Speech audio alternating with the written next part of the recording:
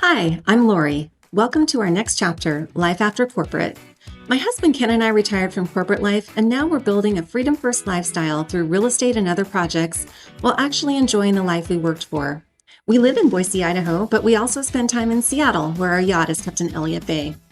You'll see everyday life, hangar days, marina weekends, tennis and cooking, behind the scenes of our projects, and plenty of cameos from Lexi, our Pekingese Chihuahua with a big personality. And you'll also meet my 95-year-old mother. I take her to Catholic Church in Glenns Ferry twice a month, and she's one of the best parts of this chapter. If you love real-life lifestyle, routines, and a little adventure, subscribe and come along with us. Ladies and gentlemen, once again, we're boarding passengers seated in zones E and F at this time. Lexi is excited because she's going to the airport today. Not the part of the airport you and I normally go to, but where small private planes take off near the Boise Airport.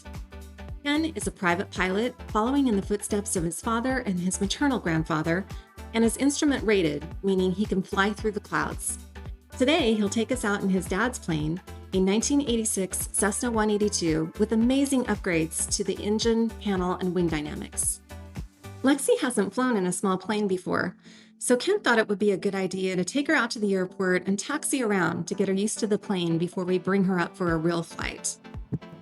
We've been on a 10-year wait list for a hangar in Boise, which we just cleared last year. This was a dual celebration, with us clearing a 10-year wait list for a boat slip in Elliott Bay Marina in Seattle as well. Ken used to have a 30-foot Catalina sailboat he kept in Elliott Bay when he lived in Seattle. The hangars in Boise are general aviation hangars that we lease from the city of Boise. Ken takes out the airplane tug to pull the airplane out of the hangar. Lexi watches him closely, but I keep her out of harm's way.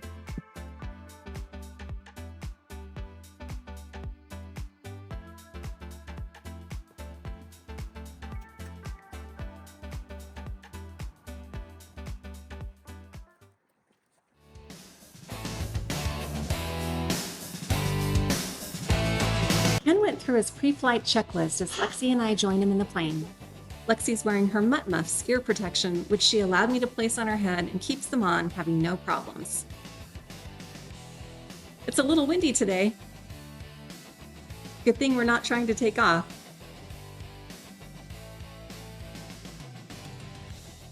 It's a little tricky getting into a small plane, especially while holding precious cargo.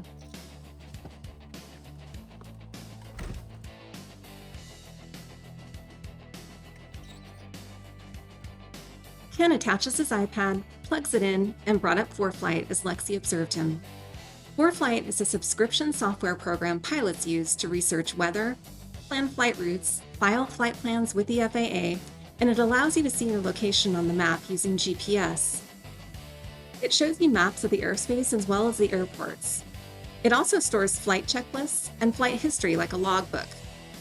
It's a huge improvement over the old paper charts that you had to unfold and read in the airplane when Ken was first studying to be a pilot.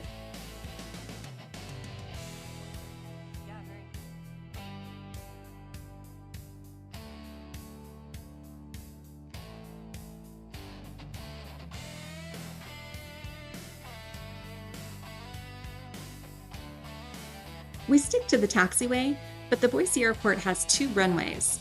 One is 10,000 feet long, and the other is just a little shorter, and they are 150 feet wide.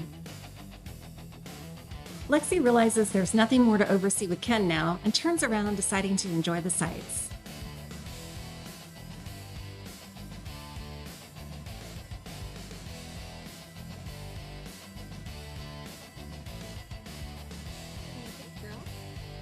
We see another private plane taxi out.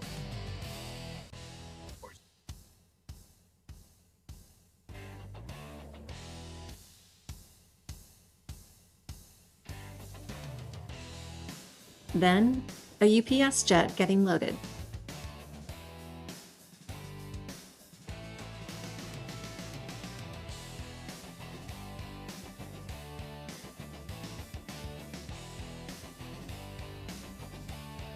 We pass by fighter jets, which are the A-10 Thunderbolt II Warthogs with the Idaho Air National Guard. This area, Gowan Field, is the military side of the airport.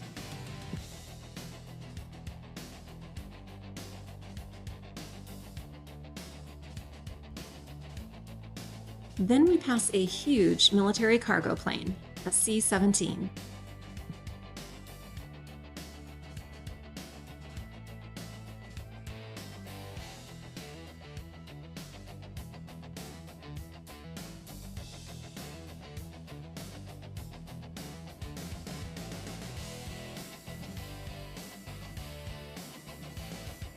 Lexi observes everything Ken is doing. Then, feeling safe and worn out from her taxi adventure, she decides to crash, falling asleep on my lap. She rarely falls asleep on my lap, so I realize this is a little more taxing on her than we thought.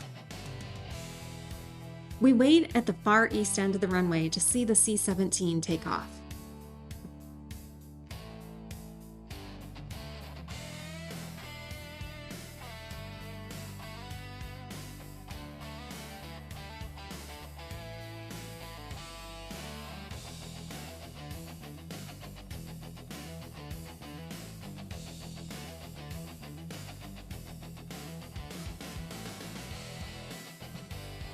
We taxi back to our hangar, passing the A-10 fighter jets once again.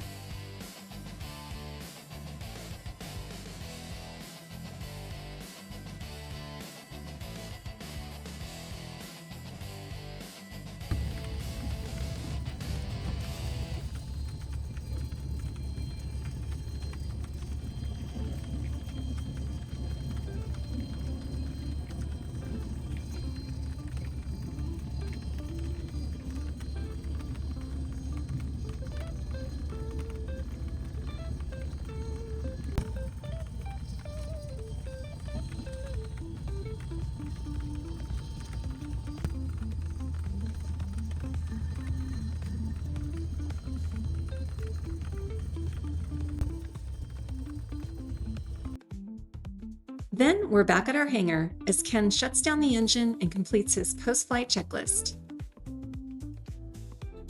I take off her muffs and Lexi shakes it off as she and Taylor Swift does of all unpleasant things in life and gives Ken's final checklist a double check. She takes in some fresh air as I open the window and I unhook my seatbelt and make the most graceful exit from the plane I can while holding Lexi. Ready to go?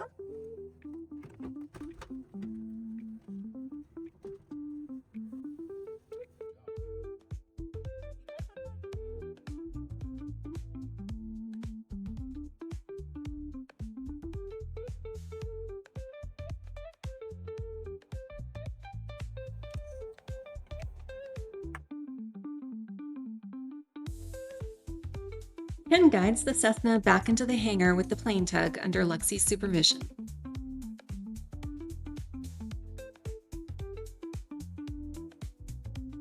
Next, I'll show you some before and after photos of the hangar, comparing it to when we first got it to how it looks now. It was originally an empty shell with a concrete floor. This is what a typical hangar looks like when you're lucky enough to get it. Ken and his dad had an epoxy floor poured, added cabinets, a fridge, and furniture with decor to make the man cave complete. Ken bought the base cabinets and countertops from Home Depot and assembled and painted them himself.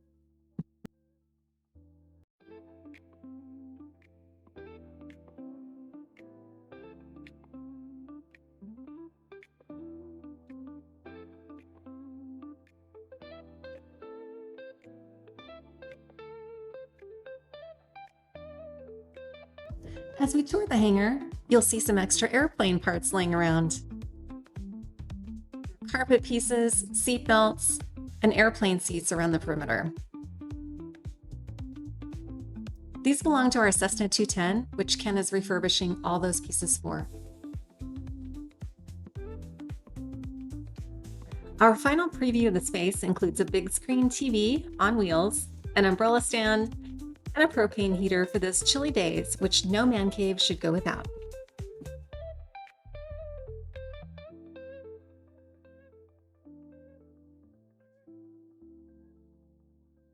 We took a break in the hangar after taxiing to enjoy some quality time. Lexi is great about giving her love to both Ken and I as she gets something from each of us. I am her nurturer, and Ken is her alpha dog.